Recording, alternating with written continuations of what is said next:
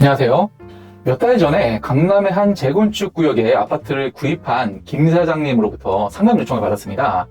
그 매도인 이소유 씨 가명인데요. 그 이소유 씨가 해당 재건축 구역에서 아파트 그리고 상가 모두를 다 소유하고 있었다가 그중 아파트만 저희 의뢰인인 그 김 사장님에게 매도한 것이었습니다. 그런데 이 아파트를 구입한 매수인 이 김 사장님에게 과연 단독조합원 지위와 단독 분양 자격이 인정될 수 있을까요? 이와 같이 강남, 서초 등 투기과열지구 재건축 구역의 입주권 투자에 대한 상담이 요즘 최근 부쩍 늘었습니다. 투기과열지구 내 재건축 구역의 경우에 조합 설립인가 후에는 부동산을 거래하더라도 원칙적으로 조합원 지위 승계가 금지가 됩니다. 다만 예외적으로 그 사업이 오랫동안 지연되거나 또는 그 매도인이 일정한 법정 요건을 충족할 경우 조합원 지위 승계가 가능한데요. 대표적으로 첫 번째, 투기과열지구에서 조합 설립 인가 후 3년, 그 3년 이상 사업 시행 인가 신청이 없는 재건축 사업의 건축물을 3년 이상 계속 소유하고 있었던 자가 사업 시행 인가 신청 전에 그 해당 부동산을 양도하는 경우, 이런 경우가 첫 번째 예외 사유가 될 수 있고요. 그리고 두 번째, 매도인이 1세대 1주택자로서 그 양도하는 주택에 대한 소유기간이 10년 이상 그리고 거주기간이 5년 이상인 경우 등이 두 번째 예외사유입니다. 그 밖에도 다른 예외사유들도 있습니다. 근데 특히 압구정의 재건축 조합들은 대부분 2021년도에 조합이 설립이 되었고 3년이 지나고 있음에도 불구하고 사업시행인가 신청을 하지 않고 있고 다른 재건축 구역 중에서도 사업 자체가 길어지는 관계로 조합원 지위 승계에 관한 소유 요건과 거주 요건을 충족한 부동산도 점차 늘고 있습니다. 그러다 보니까 이와 같이 예외 규정에 해당하여 조합원 지위 승계가 가능한 부동산이 매물로 나오고 있습니다. 그런데 매도인이 이와 같은 조합원 지위 승계 요건만 충족하면 그 매수인이 조합원 지위를 승계받아서 단독 조합원 지위와 단독 조합원 분양권, 즉 입주권을 취득할 수 있을까요? 강남의 재건축 구역에서 수십억 원 상당의 아파트를 구매하는 매수인의 입장에서는 너무나도 당연히 단독 조합원 지위와 단독 분양권을 전제로 구매하는 것인데요. 만약 매수인에게 이런 단독 조합원 지위가 아니라 그 매도인과 공동 조합원 지위 내지 공동 분양권이 인정된다면 매수인은 정말 당황할 수밖에 없습니다.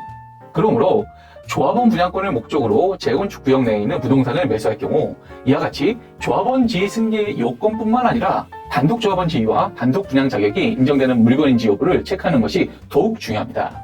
이를 위해서 가장 먼저 매도인 또는 매도인과 같은 세대를 이루는 자가 해당 정비구역 내에 한 채의 아파트만을 소유한 조합원인지 아니면 여러 채의 아파트를 소유하거나 또는 아파트와 상가를 동시에 소유하고 있는 다물권자인지 여부를 반드시 확인해야 합니다.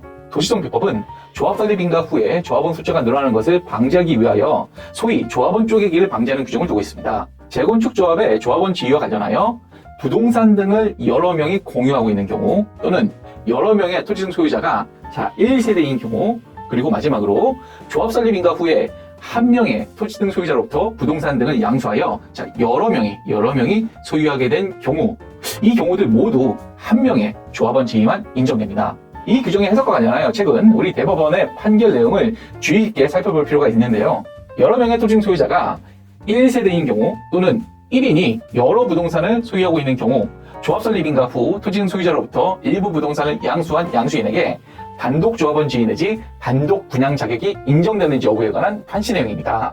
우리 대법원은 양도인과 양수인 합해서 1인의 조합원 지위 내지 1인의 분양 자격만 인정되는 취지로 판시하였습니다. 예를 들어 하나의 세대인 남편 그리고 아내가 같은 정비구역 내에 각각 부동산을 소유하고 있다가 조합 설립인가 후 그 아내가 소유한 부동산을 같은 세대가 아닌 제3자에게 양도하였을 때 남편과 그 제3자 합해서 1인의 조합원 지위만 인정된다는 것입니다.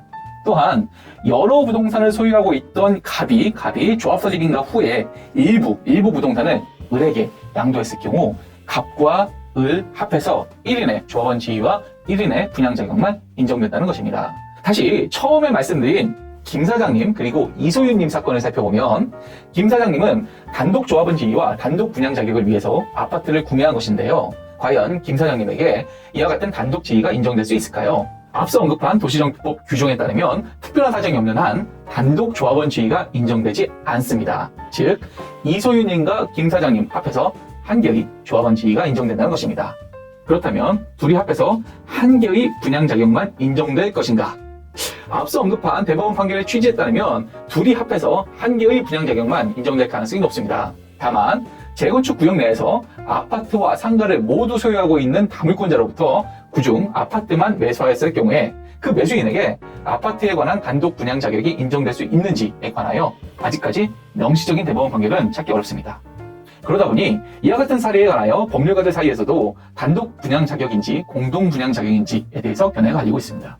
그런데 재건축이 진행되어 매수인 이 사건에서 김 사장님에게 단독 분양 자격이 인정되지 않고 김 사장님, 이소유님과 공동 분양 자격이 인정된다면 매도인, 매수인 모두 서로 원하지 않는 결과가 되는 것이어서 매수인의 입장에서 결과적으로 단독 분양권이 인정되지 않는 소위 물딱지를 사게 되는 결과가 될 수도 있습니다. 현재 상황에서 이와 같이 공동 분양권의 위험성을 예방하기 위해서는 투기과열지구 조합원주의 승계가 가능한 부동산인지 여부뿐만 아니라 매도인이 다물권자인지 여부에 대해서 사전에 반드시 체크할 필요가 있고 매도인과 중개사에게 적극적으로 이 내용에 대해서 확인해달라고 요청하셔야 합니다. 그리고 매매계약서에도 이에 관한 내용을 명시할 필요가 있습니다. 가능한 다물권자 부동산의 매수에 대해서는 명시적인 대법원 판결이 선고되거나 도시정비법이 개정되어 분양 자격에 관한 내용이 명확히 규정되기 전까지는 이와 같은 다물권자 부동산의 매수는 가급적 피하시는 것을 추천드립니다. 그럼에도 불구하고 만약 이런 다물권자 부동산을 매수해야 한다면 매매계약서에 단독 분양 자격이 인정되지 않을 경우 계약 해제나 위약벌 등 후속 조치에 관한 내용을 반드시 명시할 필요가 있습니다. 강남의 재건축 아파트들은 대부분 수십억 원에서 대형 평수의 경우에는 100억 원을 훌쩍 넘는 금액으로 거래가 되고 있습니다. 그러므로 소위 밀딱지와 같은 위험을 예방하기 위해서는 조합원의 지위와 분양 자격에 대해서 사전에 철저하게 확인하시고 거래할 필요가 있습니다. 이 부분에 대해서는 재건축 전문 변호사의 상담을 받고 계약을 진행하시는 것을 추천드립니다. 지금까지 공모빈센트로의 김정우 대표 변호사였습니다. 감사합니다.